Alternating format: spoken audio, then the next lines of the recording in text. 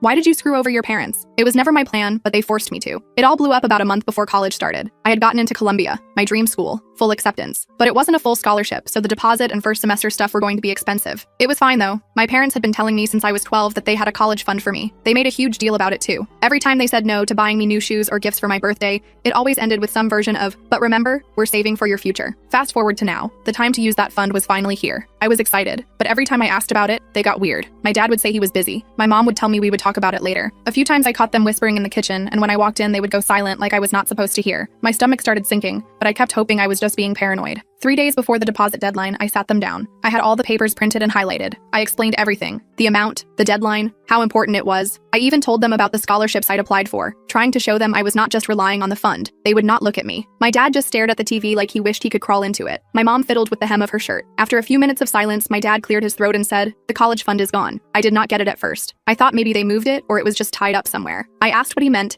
and that was when my mom started crying and rambling about Sophia. She was my perfect, can do no wrong. According to them, she deserved a perfect start to her marriage, that her honeymoon was once in a lifetime. Luxury hotels, guided tours. Apparently she needed to go on it, but she and her husband could not afford it on their own. So my parents gave her my college fund so she could. My dad tried to soften it by saying I was smart and resourceful, that I could start at community college and transfer later. My mom said maybe I could stay home and help with bills for a while and they would figure something out eventually. They kept using words like family first and making sacrifices. Right then, Sophia waltzed into the room flipping through a wedding magazine. She saw the tension and asked what was happening. My mom told her and she just laughed and said, "You'll thank us when it is your turn to get married." She did not even blink, did not even pretend to feel bad. That was the exact second something inside me shut off. I realized I was never the daughter they were investing in. I was the daughter they were using. That night, I made a list of everything I handled for them: bills, insurance, mortgage stuff, doctor's appointments. I realized they were completely screwed without me, and I decided I was done. I called my uncle and asked if I could stay with him. He said yes without a second thought. While my family was out celebrating Sophia's bridal shower that weekend, I packed my bags. I left my house key on the kitchen counter with a short note that just said, "Thanks for everything, I'm moving out." Before I left, I went through all the accounts. I removed my email and phone number from everything. I canceled automatic payments linked to my bank account. I changed every password they had ever made me set up. I logged them out of every system they did not even know how to access without me. I got on a bus to my uncle's place with 2 suitcases and my backpack. The fallout came fast. First, my parents lost internet because they did not realize the bill was due. Then the lights got cut because they never figured out how to reset the autopay. Then Sophia crashed the car and found out the insurance had lapsed. Medical bills started piling up because no one was around to translate for the doctors or file claims. They didn't even know how to pay rent without me. They were getting evicted. Oh yeah, I never mentioned,